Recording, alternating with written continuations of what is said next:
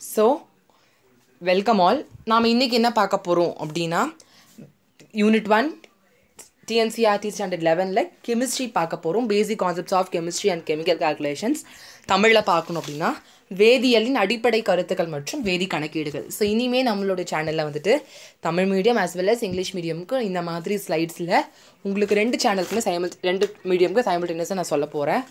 So இன்னொரு விஷயம் உங்கள்கிட்ட ஷேர் பண்ணும். கிட்டத்தட்ட 300 சப்ஸ்கிரைபர்ஸ் தாண்டி போனது எனக்கு ரொம்ப சந்தோஷம்.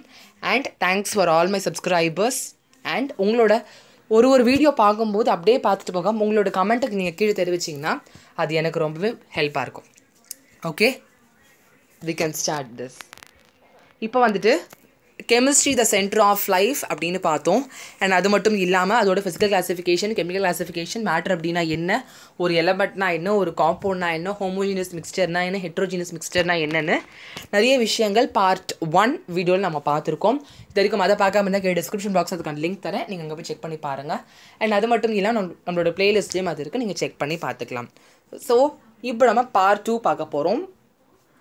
பார்ட் 2 அணு மற்றும் மூலக்கூறு நிறைகள், அதாவது அட்டாமிக் அண்ட் மாலிகுலர் மாசஸில் ஃபர்ஸ்ட் நாம அட்டாமிக் மாசஸ் பார்க்க போகிறோம். தமிழில் அணு நிறை. How much is an individual atom, அதாவது இப்போ ஒரு இண்டிவிஜுவலான ஒரு ஆட்டம், தனித்த ஒரு அணு எடுத்துக்கிறீங்க, அது எவ்வளோ வெயிட் இருக்கும். ஏன்னா ஆட்டமுங்கிறது ரொம்ப குட்டியாக இருக்கிறதுனால அதோடைய வெயிட் வந்துட்டு, அதோட டயாமீட்டர் வந்துட்டு கிட்டத்தட்ட 10⁻⁻10 மீட்டராக இருக்கும். அதோட டயாமீட்டர் இந்த சென்ஸ் விட்டம். அதே மாதிரி அதோடைய நிறை எவ்வளோவா இருக்கும் அப்படின்னா 10⁻⁻27 கிலோகிராம். அதோட மாஸ் வந்துட்டு எப்படி இருக்கும், 10⁻⁻27 கிலோகிராமாக இருக்கும். ஸோ இந்த மாதிரி இருக்கிறதுனால அதோடைய வெயிட் என்னால் டேரெக்டாக மெஷர் பண்ண முடியாது, அதோட லென்த் டேரெக்டாக மெஷர் பண்ண முடியாது. ஸோ அதனால் அவங்க என்ன பண்ணுறாங்கன்னா ஒரு நியம அணுவினை அடிப்படையாக கொண்ட ஒப்பு அளவீட்டும் முறை முன்மொழியப்பட்டது. அதாவது ஒரு ரிலேட்டிவ் ஸ்கேல், அதாவது ஒப்புனானது உங்களை யாரோ கம்பேர் பண்ணுறாங்கன்னு நீங்கள் சொல்லுவீங்க. என் மார்க்கையும் எங்கள் பக்கத்தில் வீட்டில் இருக்க மார்க்கை கம்பேர் பண்ணுறாங்க, அப்போ என்ன ஒரு ஒப்பிடுறாங்க உங்கள் ரெண்டு பேரையும். ஸோ அதே மாதிரி ஒரு இது ஒன்று என்ன பண்ணுறாங்கன்னா ஒரு காமனாக ஒன்றுத்தோடு வச்சு இது ரெண்டுத்தையும் கம்பேர் பண்ணி என்ன பண்ணுறாங்க, they are comparing with the standard atom. அதான் உங்களுக்கு கொடுத்துருக்காங்க. இந்த C12 atom is considered standard. So இந்த C12 கார்பன் 12 ஆட்டமை மட்டும்தான் அவங்க என்ன பண்ணுறாங்க ஸ்டாண்டர்டாக இது பண்ணுறாங்க. யாராவது பண்ணுறாங்கன்னா IUPAC அப்படிங்கிறவங்க, international union of pure applied chemistry அப்படிங்கிறது என்ன பண்ணுறது, C12 அணுவினை வந்துட்டு நியம அணுவாக கருதப்படுது. அங்கே பார்த்தீங்க அப்படின்னா ஸ்டாண்டர்ட் ஆட்டம். ஸோ அண்ட் அதோடைய மாஸ், அதோடைய அணு நிறை, அதோடைய மாஸ் என்னென்னா 12 AMU R 12U. So AMU அப்படிங்கிறது என்ன அப்படின்னா அட்டாமிக் மாஸ் யூனிட் அப்படின்னு சொல்லுவாங்க. சரியா, AMUனா என்னதுன்னா அட்டாமிக் மாஸ் யூனிட். இதே வந்துட்டு U அப்படின்னா என்னதுன்னா unified atomic mass. So AMU அப்படின்னாலும் ஒன்று தான், U அப்படின்னாலும் ஒன்று தான். சரிங்களா, ஸோ ரெண்டுமே சேம் தான். இங்கே 3 எழுத்து, இங்கே ஒரு எழுத்து தான் தவிர மற்றபடி எல்லாமே சேம் தான். இப்போ the AMU or unified atomic mass is defined as, so அந்த மாஸுங்கிறது எவ்வளோ இருக்குன்னா 112 ஆஃப் கார்பன் 12 ஆட்டம். ஸோ அந்த C12 ஆட்டமோட 12 பங்குல ஒரே ஒரு பங்கு தான் என்னது இதோட வெயிட். இட்ஸ் கிரவுண்ட் ஸ்டேட்னா என்னது அடி ஆற்றல். ஸோ அதோடைய நார்மலாக எப்படி இருக்கும், C12 அணுவின் நிறையில் 12 ஒரு பங்கு, அதாவது 12 பார்ட்ஸில் ஒரே ஒரு பார்ட் மட்டும் தான் என்னது அதோடைய வெயிட். அண்ட் அது எப்படி கூப்பிட்றாங்கன்னா யூனிஃபைட் அட்டாமிக் மாஸ்ன்னு கூப்பிட்றாங்க. ஸோ அதோடைய weight they have given you here. Very very very very important. It might be asked in one word. ஸோ என்ன பண்ணுவோம், இதை நீங்கள் தெளிவாக பார்த்துக்கணும். இந்த அளவீட்டு முறையில் ஒப்பு அணுநிறை என்பது ஒரு அணுவின் சராசரி அணுநிறைக்காகும். ஸோ இந்த ஸ்கேலில் வந்துட்டு the relative atomic mass is defined as the ratio of the average atomic mass factor to the unified atomic mass. So average atomic mass is define. So இங்கே ஆவரேஜ் அட்டாமிக் மாஸ்ங்கிறது அவங்க என்ன சொல்கிறாங்க, ratio of average atomic mass factor. So எல்லா ஐசோடோப்ஸோட அந்த average எடுத்துக்கிட்டு which is divided by unified atomic mass. அது ரெண்டுத்தையும் என்ன பண்ணுறாங்க அவங்க டிரைவ் பண்ணுறாங்க. ஸோ அதுக்கு அவங்க they have given you formula. So definition பார்த்தீங்கன்னா இந்த டெஃபினிஷன், அது மட்டும் இல்லாமல் formula they have given you here. So இதை நீங்கள் என்ன பண்ண படிச்சுக்கணும். இப்போ தமிழ் மீடியம் பசங்களுக்கு இங்கே இருந்து இது வரைக்கும். ஸோ அதுக்கு அவங்க எக்ஸாம்பிளாக ஹைட்ரஜன் ஆட்டம் எடுத்துக்கிறாங்க. இப்போ ஹைட்ரஜன் ஆட்டம் எடுத்துட்டிங்கன்னா அது ரிலேட்டிவ் அட்டாமிக் மாஸ் ஆஃப் ஹைட்ரஜனின் ஒப்பு அணு நிறை. அதை எப்படி ரெப்ரசென்ட் பண்ணுறாங்கன்னா AR அப்படின்னு ரெப்ரசென்ட் பண்ணுறாங்க ஃபார் எல்லாத்துக்கும். ஹைட்ரஜன் வர வச்சு இப்படி என்ன பண்ணுறாங்க அவங்க இப்படி போடுறாங்க. அதுக்கு என்னது ஆவரேஜ் அட்டாமிக் மாஸ். ஸோ ஹைட்ரஜனுடைய சராசரியான அணுநிறை. அதோட சராசரி வந்துட்டு என்னன்னா இதுதான் 1.6736 into 10⁻⁻27 கிலோகிராம். இது வந்துட்டு இங்கிலீஷ் மீடியம் புக்கில் கொஞ்சம் நம்பர்ஸ்லாம் மேலே மேலே தமிழ் மீடியம் புக்கில் காட்டுறேன். ஸோ என்ன இது வந்துட்டு ஆவரேஜ். அண்ட் இது உங்களுக்கு தெரியும். இது வந்துட்டு இது 12 AMUவோட வேல்யூ என்னன்றது உங்களுக்கு தெரியும் இல்லையா. ஒருமைப்படுத்தப்பட்ட அணுநிறை யூனிஃபைட் அட்டாமிக் மாஸோட வேல்யூ என்னன்னு உங்களுக்கு தெரியும். ஸோ இங்கே உங்களுக்கு 10⁻⁻27 கிலோகிராம், இந்த கிலோகிராம் கேன்சல் ஆகிடும். அந்த இது ரெண்டும் கேன்சல் ஆன பிறகு உங்களுக்கு என்ன ஆகும் 1.0078 அப்படின்னு கிடைக்கும். அண்ட் அது என்ன பண்ணுறாங்க ரவுண்ட் ஆஃப் பண்ணி 1.008 U. அப்போ ஹைட்ரஜனோட மாஸ் என்னது அட்டாமிக் மாஸுங்கிறது இதுதான். இன்னும் தெளிவாக புரிஞ்சிக்கணும். அட்டாமிக் மாஸ் ரிலேட்டிவ் அட்டாமிக் மாஸ்னு ரெண்டு விஷயம் இருக்குது. இப்போ நார்மலாக நீங்கள் அட்டாமிக் மாஸ் அப்படின்னு எடுத்துட்டிங்கன்னா அது அவங்க என்ன சொல்லுவாங்க sum of protons plus sum of neutrons. எத்தனை ப்ரோட்டான்ஸ் இருக்குது அண்ட் எத்தனை நியூட்ரான்ஸ் இருக்குது இதுதான் வந்துட்டு அவங்க என்ன சொல்லுவாங்கன்னா அட்டாமிக் மாஸ் அப்படின்னு சொல்லுவாங்க. அண்ட் அதை A அப்படிங்கிற லெட்டர் மூலமாக அவங்க டினோட் பண்ணுவாங்க. இது நார்மலாக ஒரு ஆட்டம் இருக்கக்கூடிய atomic mass. Relative atomic mass அப்படிங்கிற பட்சத்தில் அந்த ஆட்டமோட எல்லா ஐசோடோப்ஸையும் எடுத்து ஒருமைப்படுத்தப்பட்ட அந்த மாஸை வச்சு டிவைட் பண்ணாங்க, யூனிஃபைட் அட்டாமிக் மாஸ் வச்சு டிவைட் பண்ணாங்க அப்படின்னா அதுக்கு பேர் தான் என்ன சொல்லுவோம் relative atomic mass. So relative அப்படின்னு வந்துட்டாலே அங்கே ஒரு ரேஷியோ இருக்கும், அங்கே ஒரு டிவிஷன் நடக்கும். அதை வந்துட்டு மறந்துடாதீங்க. ஓகே. ஸோ அப்புறம் அவங்க என்ன கொடுத்துருக்காங்கன்றது நம்ம இங்கே பார்க்கலாம். Since most of the elements consist of isotopes that differ in mass, we can use average atomic mass. So நிறைய தனிமங்கள் நிறைய எலிமெண்ட்ஸ் வந்துட்டு எப்படி இருக்குன்னா ஒன்றுத்துக்கு மேற்பட்ட ஐசோடோப்ஸ் இருக்கிறதுனால நாம் அதோடைய ஆவரேஜ் சராசரி அணுநிறையினை பயன்படுத்துகிறோம். ஏன்னா நிறைய ஐசோடோப்ஸ் இருக்கிறதுனால என்ன பண்ணுறோம் எல்லாத்தையும் கூட்டிட்டு ஒரு ஆவரேஜாக வச்சுருக்கோம். ஸோ ஆவரேஜ் அட்டாமிக் மாஸ் அப்படிங்கிறது என்ன அப்படின்னா that is defined as the average of the atomic masses of all atoms the naturally occurring isotopes. அதாவது அந்த அணுவின் இயற்கையில் காணப்படும் அனைத்து ஐசோடோப்ஸோ நேச்சுரலி அக்கரிங் ஆர்டிஃபிஷியல் கிடையாது நேச்சுரலாக இருக்கக்கூடிய அந்த ஐசோடோப்ஸோட ஆவரேஜ் தான் என்னது ஆவரேஜ் அட்டாமிக் மாஸ் அப்படிங்கிறது.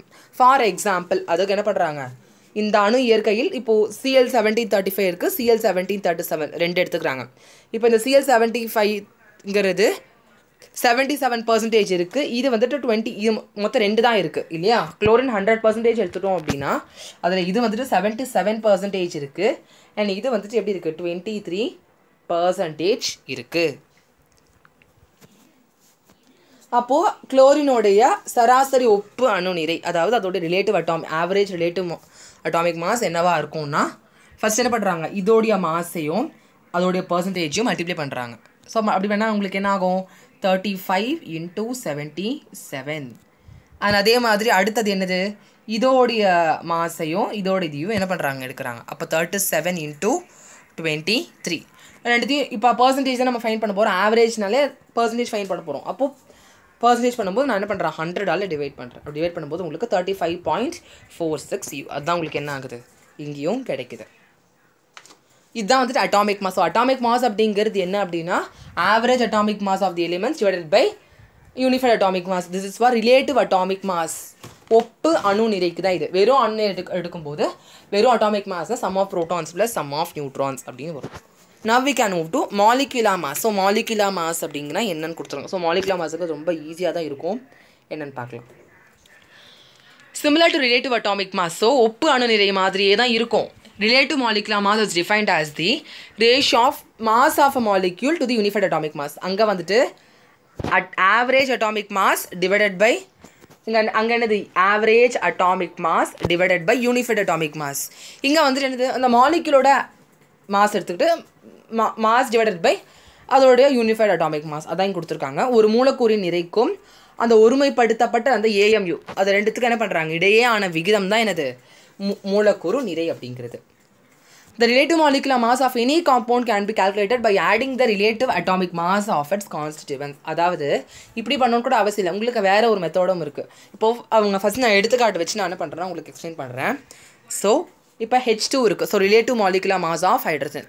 இப்போ H2ங்கிறது என்னது ஒரு மாலிக்யூல் இல்லையா. இப்போது அது நம்ம என்ன பண்ணலாம்னா H2க்கு அந்த மாலிக்யூலோட மாஸ் எவ்வளோ divided by unified atomic mass அந்த 1.66 போட்டுட்டு ஃபைன் பண்ணலாம். அதுவும் ஒரு மெத்தட். இன்னொரு மெத்தட் என்ன அப்படின்னா இப்போ ஒரு ஹெச்சுக்கு நம்ம ஃபஸ்ட்டு நம்ம மேலே என்ன ஃபைன் பண்ணோம் இங்கே பார்த்தீங்கன்னா தெரியும் 1.008 ஃபைன் பண்ணோம் இல்லையா? அப்போ ஒரு ஹெச்சுக்கு இது. அப்போ 2 ஹெச்ன்ற பட்சத்தில் என்ன ஆகும்? 2 × 1.008. அப்போ அதோட ஆன்சர் என்னது? 2.016 U. அப்போது இந்த அதோடைய அட்டாமிக் மாஸை நீங்கள் கால்குலேட் பண்ணாலும் உங்களுக்கு என்ன கிடைக்கும்? So sum of atomic masses. So relative molecular மாஸை நீங்கள் எப்படி ஃபைன் பண்ணலான்னா, அந்த ஒரு ரிலேட்டிவ் அட்டாமிக் மாஸை நீங்கள் எல்லாத்தையும் கவுண்ட் பண்ணி ஆட் பண்ணும்போது உங்களுக்கு என்ன ஆகும்? மாலிகுலர் மாஸ் அப்படிங்கிறது கிடைக்கும். அதுதான் ஒரு சேர்மத்தின் ஒப்பு மூலக்கூறு நிறையினை அதில் அடங்கியுள்ள அணுக்களின் ஒப்பு நிறைகளில் கூடுதலாக என்ன பண்ணலாம்? கண்டுபிடிக்கலாம். அதுதான் உங்களுக்கு ஹைட்ரஜன் கொடுத்துருக்காங்க. இதே குளுக்கோஸ் எடுத்தால் என்ன ஆகும்? அதெல்லாம் 6 கார்பன் இருக்குது, 12 ஹைட்ரஜன் இருக்குது, 6 ஆக்சிஜன் இருக்குது. அப்போ நீங்கள் என்ன பண்ணலாம்? அதை வச்சு நீங்கள் உங்களுக்கு கார்பனுக்கு அட்டாமிக் மாஸ் தெரியும் 12, ஹைட்ரஜனுக்கு 1.008, ஆக்சிஜனுக்கு 16. சப்ஸ்டிட் பண்ணால் உங்களுக்கு என்ன கிடைக்கும்? இந்த ஆன்சர் கிடைக்கும். ஸோ இந்த மாதிரி அவங்க ஒன்றுத்துக்கும் இப்போ ஒரு ஆட்டமுக்கும் என்னென்ன இருக்குன்னு கொடுத்துருக்காங்க. ஸோ ரொம்ப ரொம்ப ரொம்ப ரொம்ப இம்பார்ட்டன்ட். சரி, நீங்கள் என்ன பண்ணால் தெளிவாக படிச்சுக்கணும். Relative atomic mass of some elements, சில எலமெண்ட்டுக்கு மட்டும் அவங்க கொடுத்துருக்காங்க. ஸோ நீங்கள் என்ன பண்ணலாம்? ரெஃபர் பண்ணி படிச்சுக்கலாம். Next we are moving to mole concept. So mole கான்செப்ட்னா என்ன அப்படிங்கிற விஷயத்தை நம்ம என்ன பண்ண போகிறோம்? பார்க்க போகிறோம். மோல் பற்றிய கோட்பாடு. Often we use special names to express the quantity of individual items for our convenience. இப்போ நம்மளோட கன்வீனியன்ஸ்க்கு ஏற்ற மாதிரி நம்ம என்ன ஒரு டசன் பேனா கொடுங்க சொல்லுவோமா? ஒரு டசன் சொல்லுவோம். இப்போ பேப்பர் கேட்கும்போது 1 ஸ்கொயர் ஆஃப் பேப்பர் கொடுங்க அப்படின்னு கேட்போம். ஸோ ஒரு டசன்னா என்னது? 12 பீஸ் உள்ள ஏதோ இப்போ 12 ஒரு டசன் ஆஃப் ரோசாஸ்னால் 12 ரோஜா. இப்போ 1 டசன் ஆஃப் லட்டுன்னா என்னது? என்ன சொல்லுவோம்? 12 லட்டு கொடுப்பாங்க. ஸோ இந்த மாதிரி அவங்க என்ன பண்ணுறாங்கன்னா, அதே பொருள் தான், அதை வந்துட்டு ஒரு கோர்வையாக மாற்றுறதுக்கு தே ஆர் யூஸிங் இந்த மாதிரி டசன், ஸ்கொயர் அப்படிங்கிற மாதிரி அவங்க என்ன பண்ணுறாங்க? யூஸ் பண்ணுறாங்க. ஸோ இதை வந்துட்டு பொருளுக்கு மட்டும் இல்லாமல் ஆட்டம்ஸ் அண்ட் மாலிக்யூல்ஸ்க்கும் அவங்க அதை எப்படி கொண்டு வராங்கன்றது தான் என்னது? கான்செப்ட்.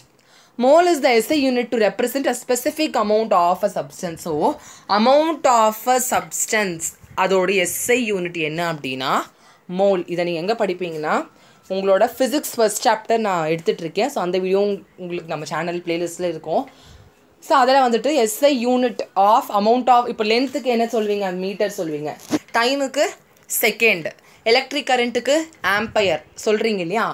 டெம்பரேச்சர்னா கெல்வின் அப்படின்னு சொல்வீங்க. ஸோ அதே மாதிரி தான் இந்த அமௌண்ட் ஆஃப் சப்ஸ்டன்ஸுக்கு SI யூனிட் என்னதுன்னா மோல் அப்படின்னு என்ன பண்ணுவாங்க? அவங்க சொல்லுவாங்க. டு அண்டர்ஸ்டாண்ட் இந்த மோல் கான்செப்டை பற்றி நீங்கள் புரிஞ்சிக்கணும் அப்படின்னா let's calculate the total number of atoms present in 12 gram of carbon 12 isotope. So C12 ஐசோடோப்பில் 12 gram நான் எடுத்துக்கிறேன். அந்த 12 கிராமில் எவ்வளோ அமௌண்ட், எத்தனை ஆட்டம் இருக்குது? அதாவது இந்த C12 ஆட்டம்னு ஒரு ஆட்டம் இருக்குது. அந்த ஐசோடோப்பில் நான் ஒரு 12 கிராம் எடுத்துக்கிறேன். 12 கிராம் நான் எடுத்துக்கிட்டேன் அப்படின்னா அதில் எவ்வளோ அமௌண்ட் ஆஃப் ஆட்டம்ஸ் இருக்கும் அதை நான் செக் பண்ண போகிறேன். அண்ட் அதே மாதிரி பொட்டாசியம் பெர்மாங்கனேட்டோட இவ்வளோ அமௌண்ட், இவ்வளோ கிராம் எடுத்துக்கிறேன். பொட்டாசியம் டைக்ரோமேட் இவ்வளோ கிராம் எடுத்துக்கிறேன். ஸோ எடுத்துகிட்டு நம்ம என்ன நடக்குதுன்றதை பார்க்கலாம். ஸோ ரெண்டுமே ஒரே டேபிள் தான். ஸோ நான் டேபிளை வேணால் ஒன்றா மாற்றிக்கிறேன். இப்போ வந்துட்டு ஃபஸ்ட் என்ன கொடுத்துருக்காங்கன்னா வரிசை எண், ஸோ சீரியல் நம்பர் கொடுத்துருக்காங்க. நேம் ஆஃப் சப்ஸ்டன்ஸ், ஸோ அந்த பொருளோட பேர் கொடுத்துருக்காங்க. எடுத்துக்கொள்ளப்பட்ட பொருளுடைய நிறை, ஸோ என்ன பொருள் எடுத்துக்கிறாங்களோ அதோடைய அந்த மாஸ் எடுத்து வச்சுருக்காங்க. அண்ட் ஸோ மற்ற விஷயம் நம்ம என்ன பண்ணலாம்னு நம்ம பார்க்கலாம். So I will take here. இப்போ என்ன பண்ணுறாங்கன்னா ஃபஸ்ட்டு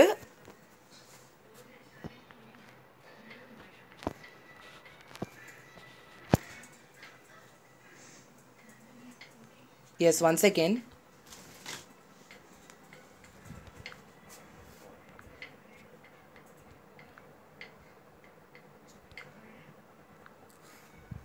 எஸ். ஸோ இப்போ உங்களுக்கு என்ன பண்ணியிருக்காங்கன்னா எலமெண்டல் கார்பன், ஃபஸ்ட்டு நீங்கள் கார்பன் மட்டும் எடுத்துக்கிறீங்க.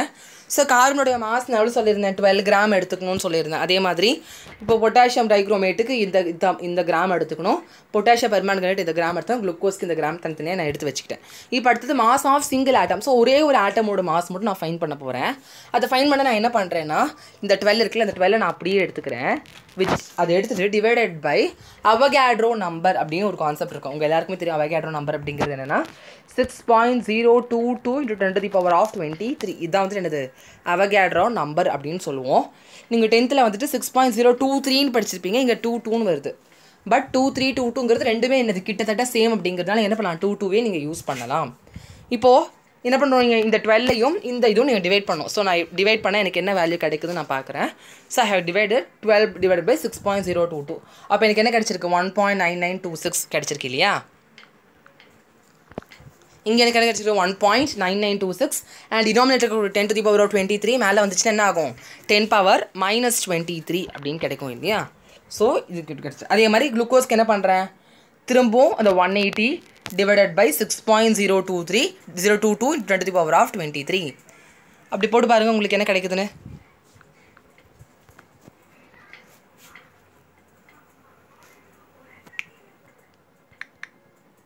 $29.89 கிடைச்சிருக்கான். ஸோ இந்த மாதிரி நான் என்ன பண்ணுறேன், அந்த 4த்துக்கும் நான் மாற்றி மாற்றி போட்டுக்கிறேன். போடும்போது எனக்கு என்ன கிடைக்குது, கீழே 10 to the power of 23 மேலே வந்துடும். அப்போ எல்லாமே மைனஸில் தான் எனக்கு ஆன்சர் கிடைக்கும். அண்ட் இந்த பக்கம் நான் டிவைட் பண்ணுற வேல்யூஸ்க்கான ஆன்சர்ஸ் கிடச்சிருச்சு. இப்போது number of atoms or molecules, இப்போ மொத்தம் எத்தனை ஆட்டம் இருக்குது, எத்தனை மாலிகுல் இருக்குது, இது எப்படி ஃபைண்ட் பண்ண போகிறோன்னா, மாஸ் ஆஃப் சப்ஸ்டன்ஸ், அந்த சப்ஸ்டன்ஸோட மாஸ் என்னது 12, அதை ஒரே ஒரு ஆட்டமோட மாஸ் தான் இங்கே ஃபைண்ட் பண்ணியிருக்கேன் இல்லையா. அதை திரும்ப என்ன பண்ணுறேன், நான் டிவைட் பண்ணுறேன். இப்போ திரும்ப என்ன பண்ணுங்கன்னா 12ஐயும் கிடச்சிருக்க ஆன்சர் டிவைட் பண்ணுங்கள்.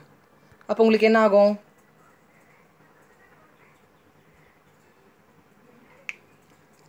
இப்போ 12 divided by 1.9926 அப்படின்னு வருது இல்லையா. ஸோ அதுக்கு என்ன ஆன்சர் வருதுன்னு நம்ம பார்க்கலாம்.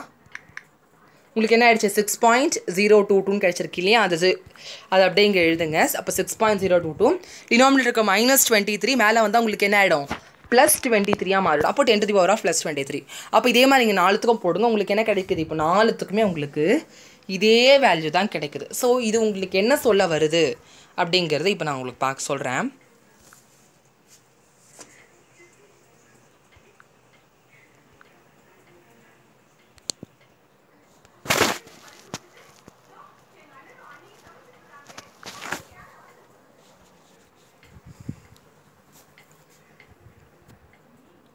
So from the calculations we come to know that 12 gram of carbon-12 contains 6.022 into 10 to the power of 23 carbon atoms and same number of molecules are present in 158.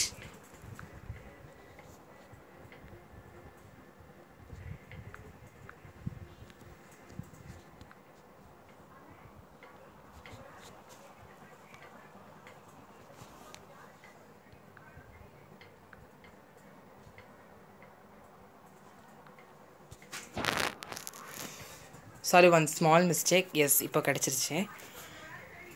So from the calculations we come to know that 12 gram of carbon, so இந்த 12 gram of C12 வந்துட்டு எவ்வளோ இருக்குது, 6.022 into 10 to the power of 23. அதே மாதிரி ஒன்றும் அதே மாதிரி இருக்கிறதுனால ஸோ மோல் அப்படிங்கிறது என்னது, மோல். இப்போது ஒரு டசன் அப்படின்னா 12 என்டிட்டிஸ் இருந்தால் அது நான் என்ன சொல்லுவேன், டசன் அப்படின்னு சொல்லுவேன் இல்லையா. இப்போ ஒரு குவயர்னா அந்த 25 பேப்பர்ஸ் இருந்ததுன்னா அதை ஒரு 1 குவயர் அப்படின்னு சொல்லுவேன். அண்ட் அதே மாதிரி ஒரு மோல் 1 மோல்னு சொன்னேன் அப்படின்னா அதில் எத்தனை என்டிட்டி இருக்கணும்னா 6.022 into 10 to the power of 23 entities இருந்துச்சு அப்படின்னா அதுக்கு பேர் தான் நான் என்ன சொல்லுவேன், மோல் அப்படின்னு சொல்லுவேன். ஸோ அப்போ 1 மோல் அப்படிங்கிறது என்னென்னா, that is the amount of substance of a system which contains as many elementary particles as there are in 12 gram of carbon-12 isotope. So C12 isotopeல எவ்வளோ amount of entities இருக்குது அதை சொல்கிறதா என்னது 1 மோல் அப்படிங்கிறது. So அந்த elementary பார்ட்டிகல்ஸுங்கிறது molecules, அது மூலக்கூறாக இருக்கலாம், atoms அணுக்களாக இருக்கலாம், அயனிகளாக இருக்கலாம், எலக்ட்ரான்ஸாக இருக்கலாம், இல்லை வேறு ஏதாவது துகள்களாகவும் இருக்கலாம் அப்படின்னு சொல்லி நான் இந்த வீடியோ முடிச்சுக்கிறேன். ஸோ இதில் டவுட்ஸ் இருந்தால் கீழே கமெண்ட் செக்ஷனில் கமெண்ட் பண்ணுங்கள். அண்ட் இந்த வீடியோ உங்களுக்கு பிடிச்சிருந்தா லைக் பண்ணுங்கள். அண்ட் புரியுது அப்படிங்கிற விஷயத்தை கமெண்ட்டில் தெரிவிங்க. இதை ஃப்ரெண்ட்ஸுக்கும் ஷேர் பண்ணுங்கள். இதற்கு சப்ஸ்கிரைப் பண்ணாமல் சப்ஸ்கிரைப் பண்ணி கீழே இருக்கக்கூடிய பெல் பட்டனையும் ப்ரெஸ் பண்ணிவிடுங்க. தேங்க்யூ.